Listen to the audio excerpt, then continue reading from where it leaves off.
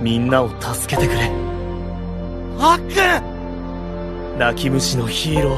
ダメだよ、あっくん。 Yoi Lam, di episode sebelumnya kita sudah diperlihatkan Takemichi yang kecewa pada dirinya sendiri.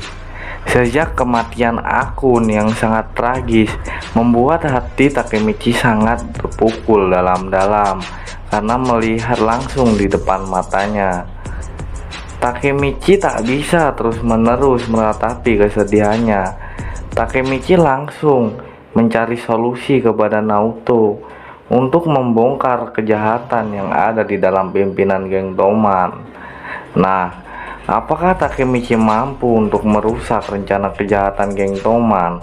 Kita langsung saja ke alur ceritanya. Ketika pagi itu, Takemichi menjalankan aktivitasnya seperti biasanya, yaitu bekerja. Sesampai di tempat kerjanya, Takemichi langsung dipecat oleh bosnya tanpa basa-basi. Takemichi yang bingung tak tahu penyebabnya. Bosnya langsung menjelaskan bahwa Takemichi sudah lama tidak masuk bekerja selama 2 minggu tanpa keterangan.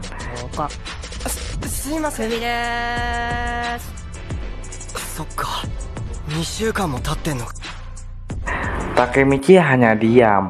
Dia tak bisa berbuat banyak karena Takemichi tahu dia hanyalah seorang karyawan. Lalu Takemichi mulai mengerti dengan kondisinya saat ini. Takemichi mulai berpikir jika dirinya berada di zona masa lalu selama 2 minggu, maka waktu di masa depan juga terus berjalan sama seperti saat ini. Saat di malam harinya, Takemichi yang berada di rumah Naoto, dia membahas kembali rencana yang waktu itu, rencana mengubah masa depan. Takemichi memberikan masukan ide kepada Naoto. Dia mengusulkan bagaimana kalau dirinya memberitahu Hinata kalau sebenarnya dirinya berasal dari masa depan. Namun Naoto menentang keras usul dari Takemichi karena menurutnya itu akan semakin memburuk keadaan. Karena Hinata tidak mungkin percaya begitu saja dengan ucapan Takemichi, lalu menganggap Takemichi gila dan membencinya.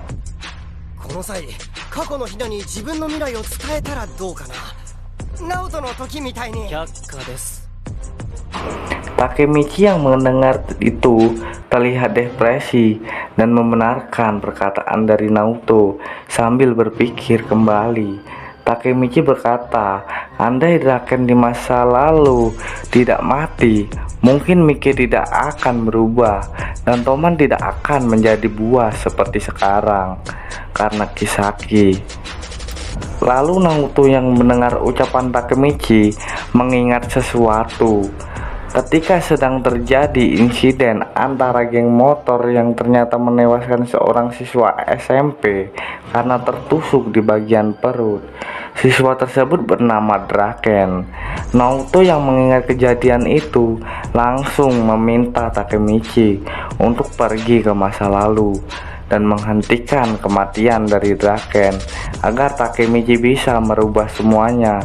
Masa depan yang sekarang termasuk kematian Hinata, Akun, Draken, dan apa yang sekarang terjadi pada Toman.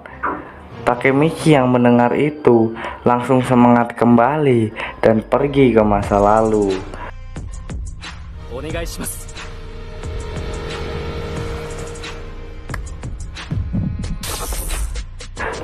Setibanya di masa lalu, ternyata Takemichi terbangun di sebuah rumah dengan seorang wanita yang hanya memakai celana dalam dan BH di atasnya. Takemichi mulai terlihat panik karena melihat wanita tanpa pakaian dengan wajah yang berkeringat. Dia langsung bingung kabur meninggalkan tempat itu. Takemichi yang terus berlari sambil memikirkan apa yang sedang terjadi, berhenti di depan tempat itu dan merasa lega. Kemudian Takemichi berbicara sendiri. Untung saja Hinata tidak mengetahui apa yang terjadi padanya dan berniat untuk tidak memberitahunya. Dan tiba-tiba saja Hinata muncul tepat di belakangnya dengan wajah yang curiga sambil menanyakan apa yang Takemichi tidak akan beritahu. Takemichi yang melihat Hinata langsung panik dan mencoba mencari alasan. Hinata yang melihat Takemichi yang terlihat panik langsung melototinya. Lalu tiba-tiba handphone Takemichi berbunyi dan itu telepon dari Draken.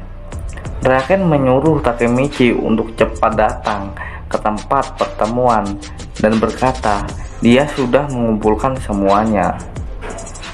Takemichi yang menerima panggilan dari Draken langsung memberitahu Hinata, dan Hinata yang mendengar itu langsung meminta ikut bersama Takemichi karena baginya waktu bersama Takemichi itu adalah waktu yang sangat penting untuknya. Lalu mereka tibalah di tempat yang diberitahu Draken. Takemichi dan Hinata terkejut karena banyak sekali anggota geng motor yang datang ke tempat itu. Beberapa orang dari geng motor itu menghampiri Takemichi dan Hinata, lalu berkata bahwa ini bukan tempat untuk bermain dan mengancamnya untuk membunuhnya. Lalu muncul seorang laki-laki yang mengenali Takemichi dan menendang anak buahnya sambil berkata mengapa dirinya menggertak tamu dari ketua Mike. Dan ternyata orang itu adalah salah satu pimpinan yang memegang skuad kedua dari Toman yang bernama Mitsuya. Lalu Mike dan Draken datang dan menyapa Takemichi. Draken yang melihat Takemichi membawa pacarnya langsung menghampiri Hinata untuk menyapanya dan meminta maaf kepada Hinata atas kejadian beberapa waktu yang lalu. Draken mengatakan dia mengancam Hinata hanya untuk menguji Takemichi. Lalu muncul lagi seorang wanita dan menyapa Takemichi dengan sebutan pengecut kecil. Yaps, itu adalah wanita yang sebelumnya duduk di atas Takemichi sambil telanjang. Hinata yang mendengar wanita itu menyapa Takemichi langsung bertanya dengan muka yang terlihat kesal, siapa itu dan apa maksudnya pengecut kecil. Takemichi langsung terlihat kepanikan dan berkata itu adalah salah paham. Lalu wanita itu menjawab, Takemichi kabur hanya karena melihat dirinya memakai celana dalam, jadi menyebutnya pengecut kecil. Hinata yang mendengar itu langsung pergi ke arah Takemichi sambil membawa pemukul, dan jadilah bulan-bulanan. Takemichi yang sudah babak belur karena dipukuli Hinata.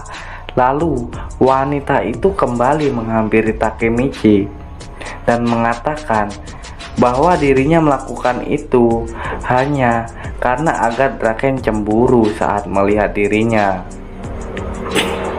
Beberapa saat kemudian Draken memanggil Takemichi dan mengatakan kepada semuanya untuk berkumpul dan memulai acaranya. Lalu semuanya berbaris dan memberikan hormat kepada ketua Mike dan Draken. Lalu Mike duduk di depan semuanya dan Draken menyuruh Mitsuya menjelaskan tentang Mobius kepada Takemichi. Takemichi yang sedang mendengar, lalu tiba-tiba dirinya ditendang dari belakang oleh seseorang, dan itu adalah Pachin yang merupakan pemimpin dari skuad ketiga dari Toman. Mitsuya yang melihat itu menghentikan Pachin dan memberitahu mengenai Takemichi. Setelah itu, Draken dan Mitsuya menjelaskan kepada Takemichi kalau sekarang Pachin masih berada dalam keadaan yang gelisah. sedang memikirkan Mobius yang telah menghajar teman baik Pacin dan memperkosa pacar temannya. Sekarang Pancin masih berada dalam keadaan yang gelisah karena sedang memikirkan Mobius yang telah menghajar teman baik Pacin dan memperkosa pacar temannya tepat di depan temannya sendiri. Takemichi yang mendengar itu tercengang dan hanya memaklumi keadaan Pancin. Lalu Pancin menghadap Mike dan memohon untuk dirinya membalaskan dendam kepada Mobius. Takemichi yang melihat Pacin menanyakan tekadnya kembali. Mike kemudian berdiri dan mengatakan bahwa Toman akan melawan Mobius dan membalaskan dendam dari temannya Pacin pada 3 Agustus nanti. Semua orang bahagia, bersorak, dan setuju karena dendam salah satu anggota merupakan dendam bagi mereka semua. Itu adalah Toman yang bukan hanya anggota geng namun keluarga besar. Pacin yang melihat Mike dan semuanya hanya bisa terharu, dan kemudian Mike dan Draken dan kapten sekuat yang lainnya menunggu tanggal 3 Agustus nanti untuk Toman menyerang Mobius.